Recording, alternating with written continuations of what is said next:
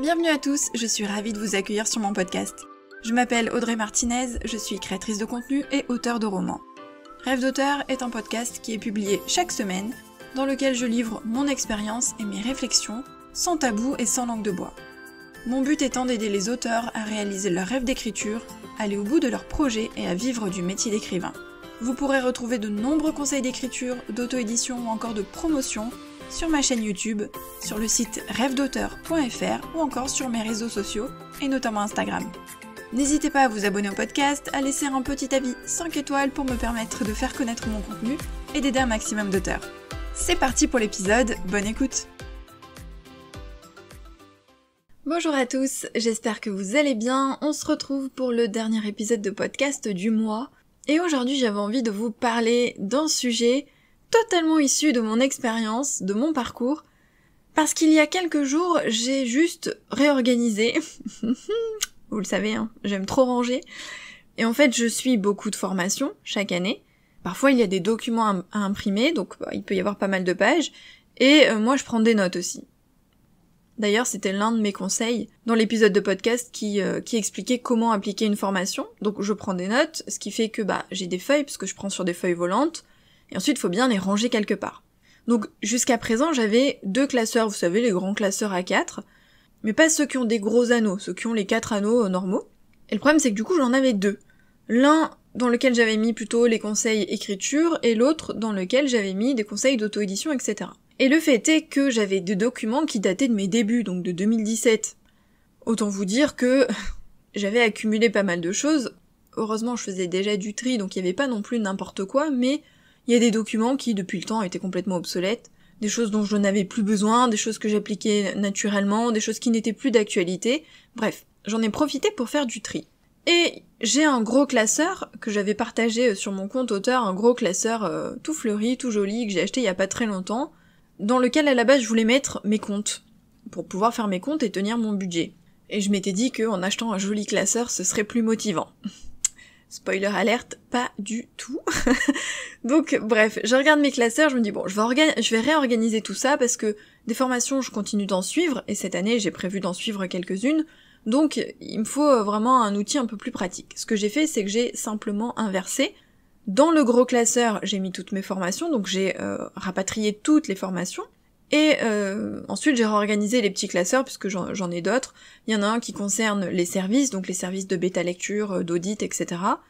Il y en a un que j'ai gardé qui est identique à mes débuts, c'est un classeur dans lequel j'ai par exemple la preuve que j'ai déposé un copyright, la preuve du dépôt en BNF, ce genre de choses. Je les imprime pour les avoir dans un classeur, parce que c'est plus pratique pour moi, j'aime bien avoir le format papier. Et donc pour mes comptes, en fait, dans mon planeur, le planeur que j'ai commandé cette année, j'ai rajouté une page budget par mois. Donc j'ai plus besoin d'un aussi gros classeur que celui que j'avais acheté. Vous savez, ce sont les gros classeurs avec le petit levier là et les 2 gros anneaux. Donc j'avais plus besoin d'un aussi gros classeur, donc j'ai pu basculer dans un petit classeur, juste pour les documents, parce que pour le budget, du coup, je le tiens dans mon planeur. Bref, j'ai raconté ma vie, tout ça pour vous dire que dans mon classeur dans lequel j'ai les preuves de dépôt à la BNF, au copyright, etc., en fait c'est un classeur que j'avais fait à mes tout débuts, et vous savez comme c'est au début, c'est le premier livre, du coup on imprime tous les documents, etc., parce que on est un peu perdu, on veut bien faire, on veut avoir toutes les preuves sous la main au cas où, après on le fait plus. Dans ce classeur, il y a aussi mes documents concernant la création de ma micro-entreprise, il y a aussi tous les ISBN que j'ai demandés, des documents administratifs, bref, c'est vraiment mon classeur administratif. Et je suis tombée sur quelque chose que j'avais complètement oublié, qui est le sujet de l'épisode du jour, parce que à mes débuts, donc pour rappel, j'ai publié mon premier roman en juillet 2017, j'avais lu dans des conseils d'auteurs indépendants qu'il était bien de créer un kit média avec un communiqué de presse à l'intérieur, et ensuite d'essayer de se faire connaître en envoyant des communiqués de presse et donc son kit média à différents médias, journaux, etc., etc. Donc moi, bonne élève, comme toujours, quand j'ai commencé, je suivais vraiment tous les conseils qui me semblaient utiles évidemment, mais voilà, pour moi c'était tiens, il faut faire comme ça, donc je vais essayer. Donc j'ai fait des kits médias, ça je le regrette pas, j'ai des kits médias pour tous mes romans qui sont disponibles sur mon site internet, parce que ça peut servir même aux blogueuses, aux chroniqueuses, ça peut servir pour des articles, pour plein de choses, donc ça me prend pas énormément de temps. Je l'ai fait pour tous mes romans. Et le plus long, c'était de créer un communiqué de presse, surtout quand on part de zéro. Donc à mes débuts, j'ai cherché sur internet comment on fait un communiqué de presse. J'ai essayé de faire des choses assez simples, parce que je savais pas en faire, et puis j'allais pas perdre non plus des heures là-dessus. Mais j'ai fait des trucs que je trouvais quand même plutôt sympas. Et une fois que j'ai eu ça, je me suis dit, maintenant, faut trouver des médias pour envoyer ce communiqué de presse et le kit média, parce que j'envoyais, je crois, le kit en entier. Je sais plus trop, mais il me semble que j'envoyais le kit en entier. Dans le kit média, vous pouvez aller voir sur mon site internet, je crois que j'avais fait un article aussi sur Rêve d'auteur, dans lequel j'en parle. C'est communiqué de presse, photos de couverture, bibliographie, informations sur le livre avec les ISBN, le prix, etc. Enfin bref, ce sont des documents qui peuvent servir pour écrire un article, faire une interview, pour en savoir plus en fait sur l'auteur et sur ce qu'il propose comme roman. Donc j'avais passé de nombreuses heures sur internet à chercher des médias à qui envoyer mon kit média, mon communiqué de presse. J'avais recensé à l'époque des radios, grandes et un peu moins grandes, même si j'avais du mal à trouver des radios plus locales et régionales, des magazines, féminins notamment, des journaux. J'avais essayé vraiment de trouver des contacts. Donc je m'étais fait une liste, là j'ai la liste sous les yeux, donc je me suis fait un tableau dans mon classeur, sur une feuille. Vous savez que moi j'aime écrire à la main. Et il y avait donc le nom du média, les coordonnées. Donc j'avais pris que du numérique, rien à envoyer en format papier évidemment, parce que financièrement, en plus j'étais à mes débuts, donc c'était pas possible, et puis je savais que ça servirait à rien, donc c'était plutôt, soit c'est des formulaires à remplir, soit en général c'est une adresse mail, ou plusieurs adresses mail, donc après il faut aller sur les sites, par exemple vous trouvez une radio, il faut aller sur le site, trouver les noms de contacts, et les bons contacts, parce que il y a des personnes qui s'occupent pas du tout de ça. Donc il faut trouver la bonne personne, donc j'avais noté les adresses mail des personnes, avec leur nom si besoin. Ensuite, je m'étais fait une colonne envoi, avec la date du jour d'envoi, et une colonne retour, si jamais on faisait un retour, pour noter, quand j'avais reçu le retour et quel type de retour. Donc voilà, ça c'était mon document. Et donc, pour mon premier roman, j'ai tout envoyé entre fin juillet et début août. Pour rappel, j'ai sorti mon livre le 14 juillet, donc à partir du 31 juillet, j'ai fait ça sur 2 jours, parce que j'ai tout envoyé entre le 31 juillet et le 1er août. Donc j'avais fait un mail, etc., bien préparé, avec les documents, le kit média, en pièces jointes, etc. Pour maintenant et à jamais, j'ai envoyé 31 mails ou messages. 31 quand même. Sur ces 31 messages, j'ai eu 2 retours. 2 personnes qui m'ont dit « je transmets à la rédaction ». Ensuite j'ai eu des messages automatiques, parce que le problème c'est que comme on était en juillet-août, j'ai eu quelques messages automatiques avec la personne est en vacances et vous recontacte à son retour. Évidemment, à son retour, pas de contact. Et je crois que, alors j'ai pas noté, mais je crois que de mémoire, j'ai quasiment pas eu de refus, quoi, ou de... En fait, les gens t'ignorent, tout simplement. Donc j'ai été complètement ignorée, et pour la plupart de mes envois, du coup, je n'ai pas eu de réponse. Pas démonté pour autant, pour mon deuxième roman, j'ai réitéré, donc je l'ai sorti en février 2018, donc quelques mois après. J'ai repris des contacts de mon premier envoi, j'ai essayé d'en chercher d'autres, et cette fois j'ai envoyé 30 messages ou mails. Cette fois-ci, je n'ai eu aucun retour. Pas de transmission à la rédac, pas de refus, rien. J'ai eu encore 1 ou 2 messages, vous savez, absents jusqu'au nanana, parce que les gens des fois sont en vacances. Il y a certaines personnes qui avaient quitté leur poste, donc il y avait un message en disant cette personne a quitté le poste, en gros. Mais je n'ai pas eu de retour.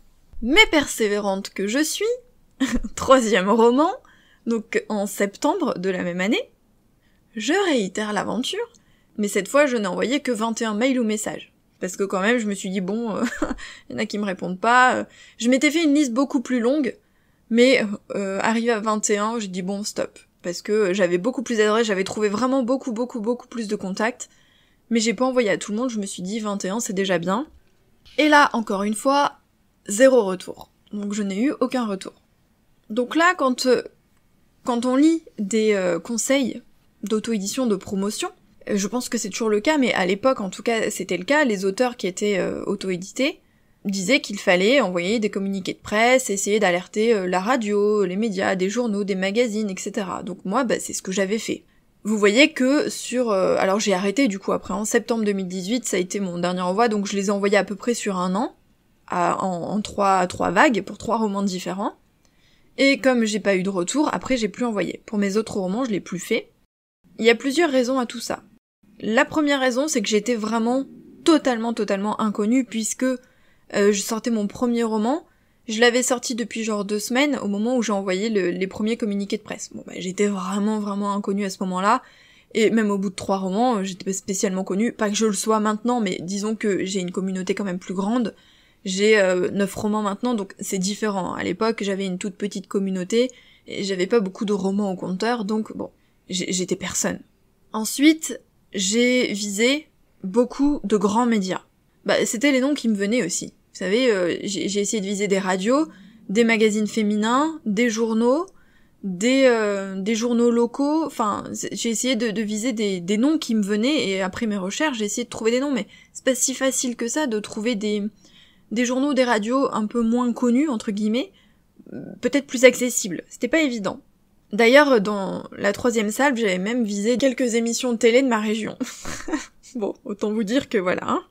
Ensuite, je me disais quand même, parce que je voyais des auteurs indépendants qui arrivaient à décrocher un article dans certains journaux ou quoi, parfois pour un premier roman, des personnes qui en étaient au même stade que moi, et qui arrivaient à décrocher un article dans un journal local ou des choses comme ça, ou qui arrivaient à passer dans des radios locales, et je me disais mais merde, pourquoi moi ça marche pas?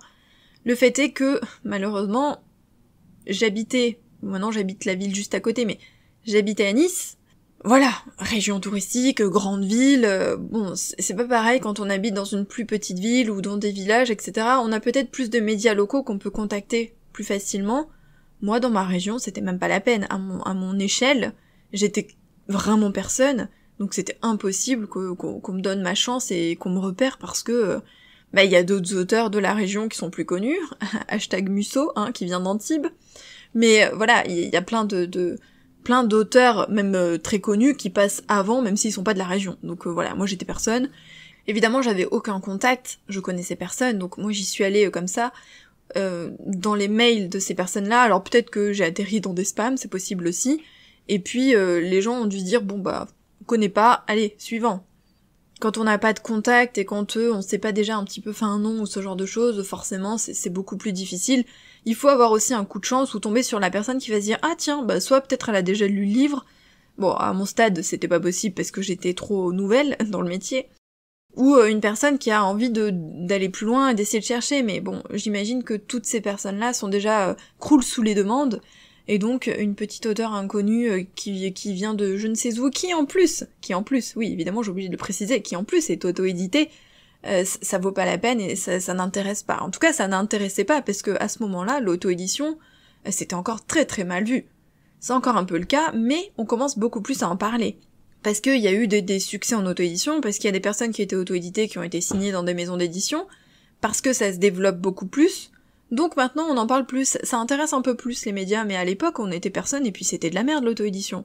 Donc forcément, j'étais en plus dans une optique de t'es auto-édité, non, ça nous intéresse pas. Du coup, qu'est-ce que j'ai gagné à tout ça? Concrètement, rien. Rien parce que j'ai perdu du temps et de l'énergie. D'ailleurs, c'est pour ça qu'après le 3e roman, j'ai arrêté. Mais est-ce que je regrette de l'avoir fait? Non, pas du tout, parce que il fallait bien tenter. Si on tente pas, dans tous les cas, on n'a aucun résultat. Peut-être qu'avec un coup de chance, une personne m'aurait repéré et j'aurais eu un petit article ou quelque chose comme ça. Ça n'a pas été le cas, c'est pas grave. Mais moi j'ai tenté, moi je suis allée au bout du truc, j'ai essayé, ça n'a pas marché, c'est pas grave. Est-ce que ça m'a empêché d'écrire, de publier d'autres romans? Pas du tout. Est-ce que je me suis démontée? Est-ce que je me suis dit autant abandonner, ou je suis invisible, je suis personne, ça sert à rien? Alors absolument pas. Honnêtement, j'étais un peu déçue de pas recevoir de retour, mais après j'ai arrêté d'envoyer en me disant je vais pas dépenser de l'énergie là-dedans pour rien. Moi je continue ma route, je continue de publier, je continue d'écrire parce que c'est ce que j'aime, et puis advienne que pourra. Le fait est que, très peu de temps après, on m'a proposé un contrat d'édition, que j'ai fini par refuser, mais dans une bonne maison d'édition, qui n'a rien à voir avec les communiqués de presse, mais c'est pour dire que c'est pas parce que les médias m'ont ignoré que j'ai pas tracé ma route derrière. Mon premier roman a été repéré entre-temps en 2017 pour le mois des Indés, et 3 mois après sa sortie, au mois d'octobre, j'ai vendu plus de 300 livres d'un coup. Alors là, pour moi, c'était waouh. J'ai vendu 300 livres en un mois, c'était un truc de fou pour un premier roman, j'avais halluciné. À partir de là, ça a commencé à marcher, mon roman, et donc les suivants étaient un peu plus repérés, et ça a développé ma communauté. Mon premier roman a aussi gagné les Indé Awards 2018, donc dans la catégorie romance, donc il a aussi gagné un petit prix littéraire. Indépendant, mais quand même. Et au final, aujourd'hui, je vis de l'écriture, je suis auteur à temps plein, j'ai publié d'autres romans, et pourtant, je suis jamais passée dans une émission de radio, j'ai pas fait de télé, j'ai pas eu d'articles dans les journaux ou dans les magazines. Je suis toujours inconnue, mais j'ai ma communauté qui me suit, je suis découverte grâce à Amazon et je vis de l'écriture. Alors quelque part, les médias qui m'ont ignorée à l'époque, j'ai envie de leur faire un petit doigt d'honneur en leur disant bah tant pis pour vous. Même si je suis pas rancunière, c'est pas grave au fond, mais c'est pour dire. Est-ce que je renverrai des communiqués de presse ? Ben en fait, en préparant cet épisode de podcast, je me suis dit pourquoi pas. À mon échelle maintenant, en ayant publié un peu plus de romans, peut-être que je pourrais tenter le coup, peut-être que j'arriverai à mieux chercher aussi des médias, peut-être qu'aussi les personnes qui étaient à l'époque en charge de tout ça ne sont plus les mêmes, et qui sait, peut-être, il faut que je cherche un peu mieux. Après, il faut que je trouve le temps de le faire, et autant vous dire que c'est un petit peu compliqué, mais je me dis pourquoi pas essayer. Alors j'en enverrai peut-être pas 30 comme avant, hein, je viserai un peu mieux, tout comme, c'est ce qu'on conseille pour les maisons d'édition. On n'envoie pas à 40 maisons d'édition au hasard, on essaye de bien chercher la bonne maison d'édition, enfin les bonnes maisons d'édition, dans notre genre, etc. Bon là, j'ai cherché des médias qui quand même parlaient de livres à la base. Ou en tout cas, bon, sauf les radios. Pour les radios, mais je m'étais dit, une interview, pourquoi pas ? Il y a des émissions où on peut interviewer quelqu'un et un auteur, en plus un auteur de la région, ça peut être sympa, donc je m'étais dit pourquoi pas.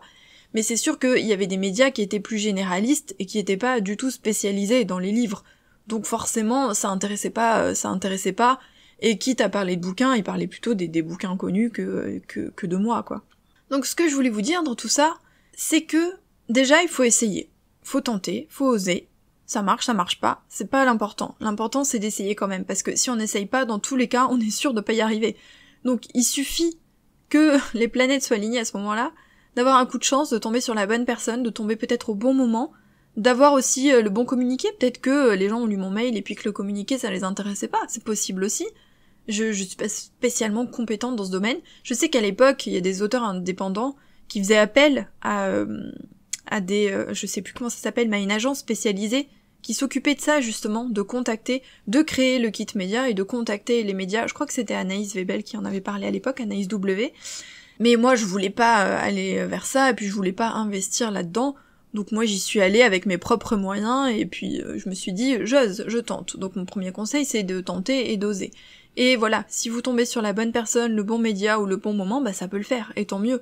Ça vous fait toujours de la visibilité si vous parvenez à décrocher une petite émission de radio, un petit article, même si c'est un article numérique sur un blog ou quoi, c'est toujours ça de gagner. Et ensuite, qu'est-ce qu'on fait si ça marche pas ? Bah on continue. Mais qu'est-ce que ça fait en fait que ça marche pas ? C'est pas ça qui va nous empêcher d'écrire ou de publier des romans. Donc moi, ça n'a pas marché, honnêtement, j'attendais pas spécialement après leur retour, j'ai juste tenté ma chance. Et puis, j'ai continué d'écrire et de publier, j'ai tracé ma route et j'ai continué ma carrière sans eux. Et c'est pas grave. C'est pas un échec. C'est un échec au sens où ça a échoué parce que ça n'a pas marché, mais vous le savez, j'aime pas le mot échec, pour moi c'est pas un échec. J'ai tenté ma chance, c'était une aventure, j'ai essayé, ça n'a pas marché, j'ai pas eu de retour, c'est pas grave. C'est pas ça qui m'a empêché de dormir et qui m'a empêché de continuer d'écrire. Donc vous n'avez rien à perdre à essayer, vous n'êtes pas obligé de le faire non plus si vous n'en avez pas envie. Après c'est sûr que si ça marche, ça peut donner de la visibilité en fonction du média que vous avez réussi à atteindre. Ça fait aussi de l'expérience parce que si vous êtes interviewé par quelqu'un, si vous passez à la radio, s'il y a un article sur vous, ça peut être sympa aussi en termes d'expérience parce que c'est une nouvelle aventure, hein, c'est quelque chose qu'on fait pas nous au quotidien dans notre vie de tous les jours. Et puis si on est ignoré, c'est pas grave. Déjà, on n'est pas édité dans des grandes maisons d'édition. Ensuite, on est auto-édité. Donc même si l'auto-édition est un peu mieux vue qu'auparavant, c'est quand même toujours un petit peu la voie de garage et puis c'est toujours critiqué. Donc il y a des médias qui vont dire non, va des rétro Satanas, sûrement pas. Retourne dans ta grotte, on veut pas de toi. Il y en a d'autres qui sont plus ouverts. Bon ça aussi, il faut tomber sur le bon média, la bonne personne.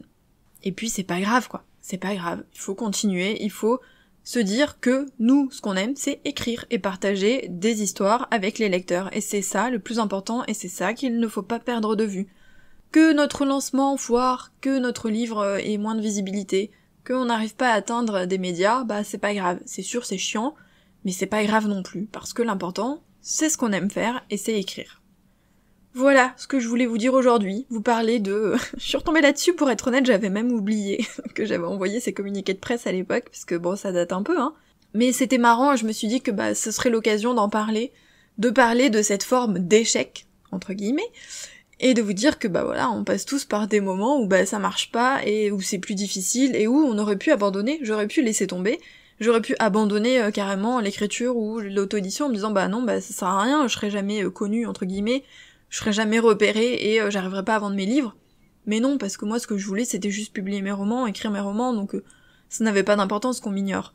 Ce que j'ai abandonné, encore une fois entre guillemets, dis donc, on aime bien les guillemets, c'est les envois, tout simplement. J'ai arrêté d'envoyer parce que je me suis rendu compte que à ce moment-là, ça servait à rien, que pour ces médias-là, ça servait à rien, et j'allais pas m'échiner à chaque roman à envoyer 20, 30 communiqués de presse, perdre du temps et de l'énergie alors que ça marchait pas.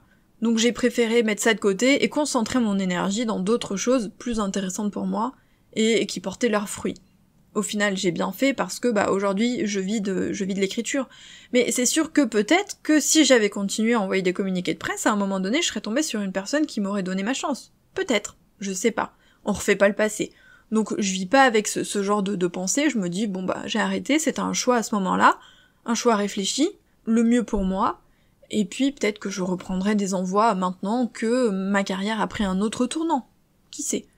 Donc n'abandonnez pas. Ne laissez pas tomber, ne vous vexez pas, ne vous dévalorisez pas parce que vous êtes ignoré par exemple les médias, par des blogs, par des chroniqueurs, par des chaînes booktube, par ce genre de choses, parce que voilà, maintenant c'est encore développé, hein, c'est vrai qu'il y a d'autres formes de médias maintenant, mais n'abandonnez pas, ne vous dévalorisez pas, et ne vous dites pas que votre histoire ne vaut rien, ou que ça vaut pas la peine de continuer parce que il n'y a pas eu les résultats escomptés, ou parce qu'on vous a ignoré. L'important, c'est d'écrire et de partager les histoires avec ses lecteurs, et ce sera le mot de la fin, et nous on se retrouve la semaine prochaine pour un nouvel épisode. Bye!